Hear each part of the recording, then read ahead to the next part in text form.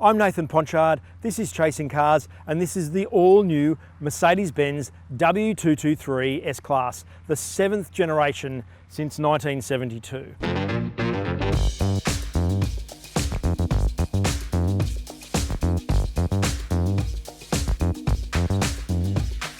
Now, you might think, well, it's just another new S-Class, but that always has something special about it. And when you think that the car that it replaces, the W222, had sold more than 500,000 over its 8-year-ish lifespan, 7.5 years, and was the world's best-selling luxury car last year, it's still a really important car, and it's still the pinnacle of what Mercedes-Benz stands for.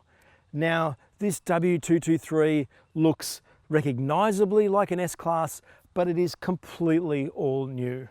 Now, the platform that it sits on is called MRA2. It is the first generation of Mercedes-Benz to use this platform, which will be used in cut-down form in the new Gen C-Class. Now, on the outside of this car, it does look quite a lot different to the car that it replaces. I think it has a lot more presence on the road. I suppose you're going to comment about that at the bottom, and please do, about what you think about it. But I think that the wide traditional Mercedes-Benz grille, and I love that grille, I like it much more than the three-pointed star avant-garde grille that's in virtually every Australian Mercedes-Benz sedan now. I think it gives it a really great presence. Now, part of what makes the new Gen S-Class look substantially different is its proportion. It's not radically different, but it's different enough to give it a better stance on the road. It is 22mm wider in the short wheelbase version. The wheelbase is 71mm longer, and in this long wheelbase version, it's 51mm longer than the last one, but still 110 longer than the short wheelbase car. So it is quite a big car still. It is a really big car, let's be honest. But the aerodynamic drag coefficient of this car, when it's in Sport Plus mode with the smallest wheels in the lowest engine model, is 0.22, which is really quite spectacular. The Australian cars, the short wheelbase S450, which is the entry-level car, is 0.26, and this long wheelbase S450L is 0.25. So even then, that's still outstanding. As we walk around the side of the car here, you'll notice that all of the creases from before are gone. We have this beautiful, elegant crease that runs along as a shoulder line down the side of the car, really thin swathe underneath the window line and peters out at the tail there. And I think having these smooth flanks on the side of it just gives it a greater elegance than it had before. One of the things it does have are these pop-out door handles. They're currently popped out at the moment, but when you lock it, they suck their way in like a concept car. But unlike competitors that have ones that poke out like this, these ones pop out in one movement to give you a really good grip on your hand, and you just pulse like that.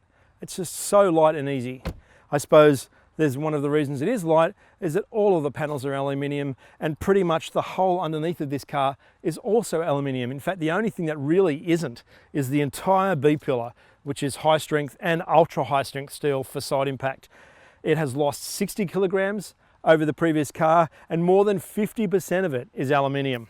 As we come around the back here, this particular 450L has an optional AMG line package that adds different bumper bars and a sportier look to the car, but it also has these absolutely beautiful diamond cut 21-inch alloys. It has Pirelli P0 tyres as well, 255 on the front, 285 on the back, and the AMG line package also brings larger front brakes. So if you like fanging your limousine, then that's probably an option you should have. It's a bit under 10 grand. One of the other things I really love about the new S-Class is this. It has an almost coupe-like look about the back of it. It's got a really shallow rear screen with privacy glass in this car, this beautiful sweep of these rear guards coming in here, and these lovely little slivers of tail lights that sort of elegantly pop down that look much happier than they do in like a GLE, where they look a little bit sad, just because they look like they're crying. And all of these beautiful little light filaments in here that also have sequential blinkers and just stuff like that, that gives it this bit of sparkle on a body that is really surprisingly unadorned compared to what some modern Mercedes-Benz tradition has been. You might notice too that it has 4MATIC written on the tailgate, and that is because every launch model of the new Gen S-Class is all-wheel drive except for the absolute base diesel, which doesn't come to Australia. So our 450 and 450L, which both have 3-litre turbocharged 6-cylinder engines, which we'll talk about when we drive it, are all-wheel drive. And that is I think, a good thing. In the boot here, it's bigger than before, 550 litres, which is what you want in a big limousine like this. It does have a ski port. It does have carry hooks here hanging down. It is beautifully carpeted, although weirdly it still has these really big C hinges that do intrude on a bit of the boot space, but for a limousine and one of this caliber, it's pretty stunning. Speaking of which, let's get inside it. So it's all well and good to have a great road presence in a fairly expensive car like this, starting at $260,000 in Australia, and you need that because this is a high-end, extreme expression of what Mercedes-Benz stands for. But where it really matters is in here. And I have to say the W223 S-Class is an absolute knockout. Now, it is completely different in terms of its arrangement of controls than the last two generations of car. The W221 had a big slab dash with quite a broad screen here. The 222 went completely retro with a single bar steering wheel and all these round air vents in the middle here, whereas this has gone completely minimalist, and I love it. It fits the quality and the positioning of this car more than a slightly awkward retro-esque mix with digital and retro. I think here it blends beautifully. We have the air vents moved from the center of the dash here up to the top here, so they're not blowing in your hands, they're actually filtering through onto your face. I love these little dual vertical slivers of air vents on the side here, which admittedly don't match these here. In fact, I reckon at some point these are going to blend completely into the dash in another generation because they do reflect onto the windscreen, but they're not in the driver's face.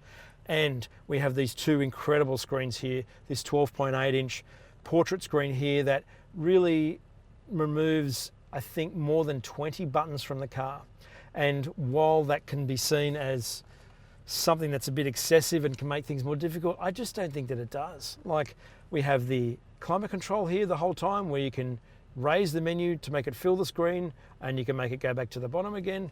We have Apple CarPlay playing at the moment, but if we want to go to anything, we just hit home in the middle, and then we have navigation, phone, radio, media, comfort, which is playing the smells that the car can do, apps that it can have, settings for the car, info that you can have it played, including accelerated position and brake, which you can also repeat on the screens in the back. There is just so much stuff here. This is a 12-year-old boy or girl's car-loving dream. You could spend weeks in your dad's garage looking at this stuff, and I would if I had a garage. Down here, we have some simple buttons. Really, they're the only buttons. On the left-hand side, we have the Airmatic air body control stuff, which is dynamic. So we've got Eco, Comfort, Sport, Sport Plus, and an individual mode where you can actually separately change the steering from the damping, from the engine, and from the ESP setting, which is great. If you want to switch back to Apple CarPlay, you've got a button up here in the top corner, which goes straight back to that, which gives that in a full portrait display as well, which I think is terrific. And yet it's also repeated in the instrument panel up here. Now you've got a 12.3-inch screen here that I think sits beautifully with this one in the middle.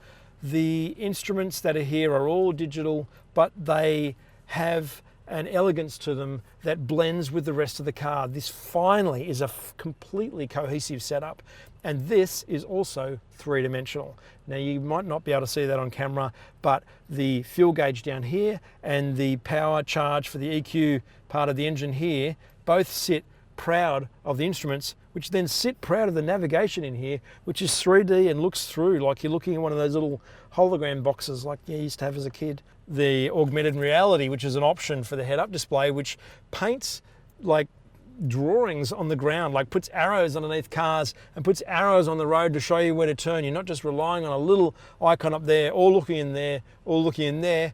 It's in front of you. It's spectacular. The standard stereo for Australia is a 19-speaker, 710-watt Burmester stereo, and it is terrific, and it's the bass stereo, and I love that. And you've got all the layers to go above that, not that you really need to. Same goes for the trim. This one has this sort of slightly glossy, walnutty wood, which I'm not quite sure what it's called, but it is actually really nice, has a grey tinge to it. But there are so many others, different matte woods, sort of like things that look like expensive power boats. They're just beautiful.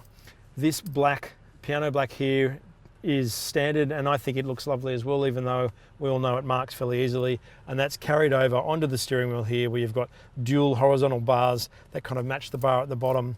And while this steering wheel doesn't have that kind of luxuriousness that the old single spoke one did, it's still luxurious. Like, it looks like a 1950s wheel with a big center boss where it just packs its little airbag in there, and it just feels so ergonomic.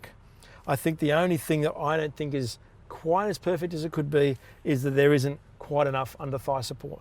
Though the more that you drive the S-Class, the more that you feel yourself sink into this seat and really love it. All the controls are here on the door as per usual. And one of the other aspects of the car is that you only need to look at certain things in it and it will control them for you. Now, if I look at that mirror out there, I can just push the mirror button and it knows that that's what I want to do. At night time, if I look down at the passenger seat and I'm looking for something, it'll automatically turn the passenger's light on so I can see on there. It's watching your every move, which is, I don't know, helpful.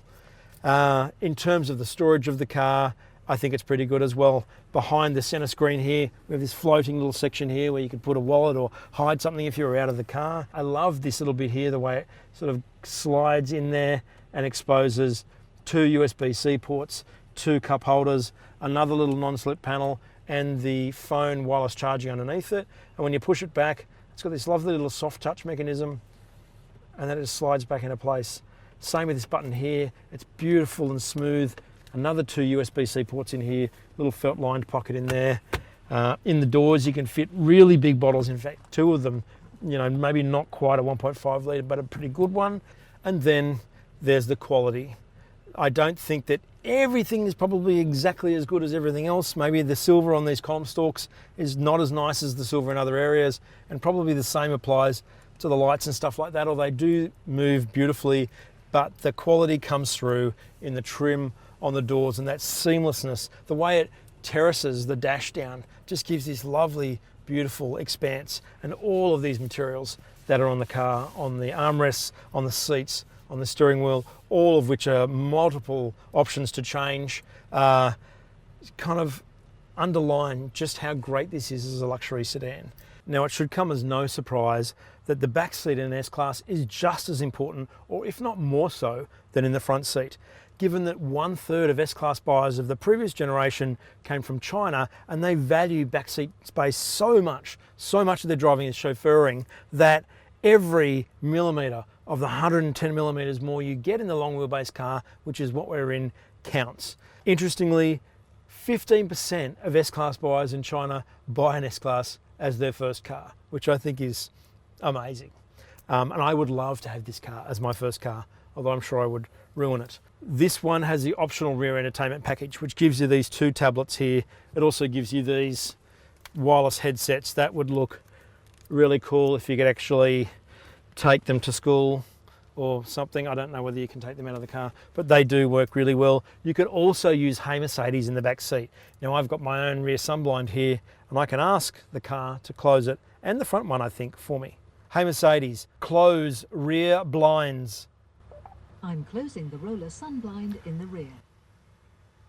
She does understand an Australian accent. That does work better in the front. This morning I was driving the car and couldn't work out how to close the sunroof, and I said, "Hey Mercedes, close roller blind," and she just closed it for me, which I think is quite charming.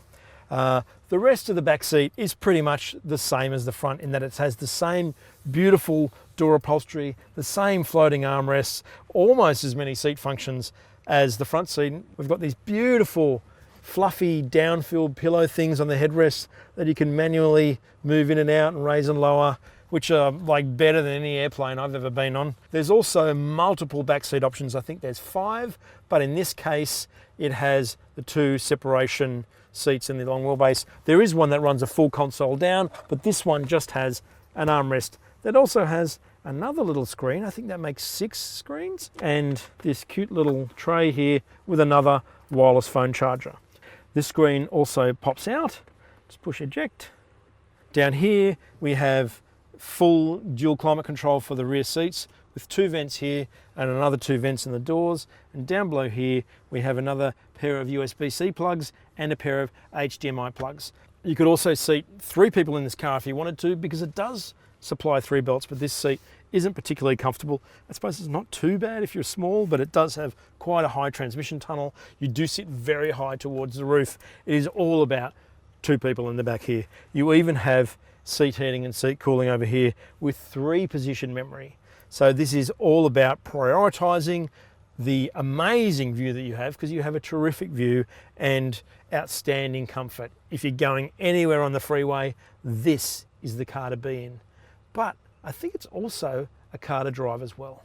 Now, one thing I should point out before we take off is this parking button here. You press the P in the camera and it shows you the exterior image of the car. There are 5 options to look at, which you just can easily scroll through here, and the main auto one hovers above the car, shows front, back, sides, curbing, has little lines around the car that slowly reduce into the car and become little colored things. Honestly, if you curb the wheels in this car or run it into anything, you are completely doing it wrong and probably should be sitting in the back. Now, let's get going. Under the bonnet of this car is the M256 new generation straight 6 for Mercedes-Benz, which is a 3-litre single turbo petrol with 270 kilowatts and 500 Newton meters. Now, it also has 4-wheel drive here, so if we nail it, and a 9-speed automatic, so it does 0 to 100 in 5.1 seconds, regardless of whether you're in the long wheelbase or the short wheelbase, because they can both get traction. Also, among its little extras is it has a 48-volt electrical system with a built-in starter generator, and it also has EQ boost, which adds 16 kilowatts and 250 Newton meters as an extra little fluffer to the bottom end of the power curve, torque curve, and also when gear changing and things like that as a torque fill to give this car an extra little bit of punch. Even when driving it on curvy roads though, like it has 9 gears, but it's actually really tall geared. You very rarely see 9th gear.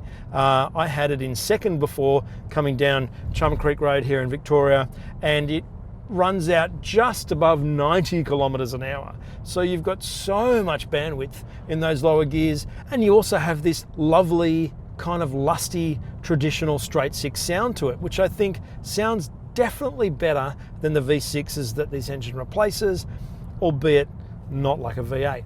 But I don't think that's such a problem, and the V8s are coming. It's not just one engine.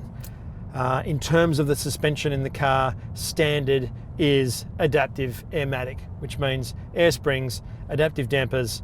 It doesn't read the road like the old Magic Body Control car does, but that suspension setup will be optional, or on these possibly, and standard on the S580L, which is coming at the end of 2021, I think, and it's called E-Active, and that's another generation on from the old car. That said, I don't know whether you really need it, to be honest. I've driven this car in comfort most of the time, and I think that there's this lovely wafty kind of suppleness to it, and the way that it goes over bumps, it sort of smashes down and, well, not smashes it, lightly falls down and then self-levels really quickly, kind of like an old French car does. It's beautiful. Only on the freeway would you not use it, I think, because the road's so smooth that you kind of feel the car rocking around, and then you would put it in sport. I don't think you even need to have sport steering, because the light, crisp, progressive steer in this car is just really nice. I like it being comfy because it completely suits the personality of the S450, regardless of the wheelbase. In terms of the refinement of the car, it's what you would expect. It's really quiet. It has acoustic glass, laminated glass all the way around. Its engine sound, while hushed, is perfect in terms of what it lets through. It adds this sort of velvety kind of refined aura to it. The transmission is perfect as far as I can see. About the only area I can pick on is the brakes. They feel a little bit unnatural at lower speeds when you first start driving the car. It does take a while to realize that you need to give it quite a bit of pedal to pull it up, and you can watch this little, oh, it's helping me steer, thank you, and it does that very smoothly too. You can watch the little power and charge curve in EQ here move, and I think it's probably that regenerative aspect of the brakes that gives it a little bit of an artificial sort of feel, but when you're into them, they're excellent, as you would expect. And I suppose the icing on the cake of all this stuff, but also sort of the least important part of the S-Class is that it actually really handles. With standard all-wheel drive, I think it has an excellent feel on the road. It has real poise in corners. In fact, you could almost believe that it has four-wheel steering, which kind of makes you think, doesn't even need four-wheel steering. And if you live in a tight driveway, I would say yes, but otherwise, no. It feels really small and light and agile, like astoundingly so for a car so big. The base 450 weighs 2,001 kilos, and this 450L weighs 2,074. And for a car with this much technology in it, that is this big and this luxurious, even with all of that aluminium in it, 2 tons is actually quite respectable and roughly what predecessors of several generations ago have weighed. So while they've moved the game on in so many other areas, there's still an element of technology that's working in this car's favour, and you can feel that on every curvy road. I think more so than any Mercedes-Benz sedan that I've ever driven, the new generation S-Class is supremely comfortable, but also fun to drive through corners. I think more so than any of the others. And this isn't even the top suspension one yet. So who knows what to come. But from what I've seen so far, I really love this car. Now the car I drove this morning, which was a short wheelbase S450, just had the regular head-up display, which is fine, but doesn't really show you what you need to see in terms of directional stuff for the navigation. I found myself deferring to what I was saying in the instrument pack here, and when you hit the nav over here, what I was saying on this screen here. But in this car, this S450L, it has the optional augmented reality head-up, and I can see it some distance out in front. It looks like it's sitting about 20 meters in front of me. It's just floating above the road, but not in your eye line, just below to not be in your face. And I love it. It just combines with the 3D of the instruments here, of which, as I pointed out before, there are so many different options, and all of them are nice, that it feels expensive. And that's what you want in an S-Class. I cannot think of an area, really, where this car falls down. And that's amazing. Now the new W223 S-Class starts at $240,700 for the S450 short wheelbase in Australia, $264,900 for this S450L, not including options. But both of those cars already have a lot of the equipment that I've talked about as standard. It has 20s, although this one has 21s. It has adaptive suspension. It has multi-beam LED headlights, which are adaptive. It has the OLED center screen with the 3D driver screen and the Burmester stereo and a fingerprint scanner and heated and cooled front seats and just so much stuff. The dual pane sunroof. This is actually a really well-equipped car for the money. And while you can spend a lot more than that personalizing it to your taste, you can actually deal with this car in dead stock form and go, that is all of the S-Class that I need. And that also applies to what's under the bonnet here. That sweet and nice sounding 3-litre straight 6 turbo is all the engine you need in this car. Sure, a V8 would be nice. Sure, the S580L with its even more powerful engine and its e-active suspension might be nicer again, but I feel like at 240 grand, that's the sweet spot of the car. There is more to come beyond that. Obviously there's AMG versions with adaptive anti-roll, and then there's the EQS, which is actually on a completely different platform to this, and a completely electric limousine, which may end up being the star of the show. But right now, in its base form, the best Mercedes-Benz sedan / saloon you can buy in the world is also the best ever Mercedes-Benz S-Class, and that's something that deserves a heap of praise. I just love the elegance of this car and the suaveness of the way it drives and the luxury that it gives you. It is tangible in everything that you do in it, and that's something to be proud of. If you haven't subscribed, please do so below the video, hit the notification bell and leave a comment on the new generation Mercedes S-Class, W223, or on chasing cars. Thanks for watching.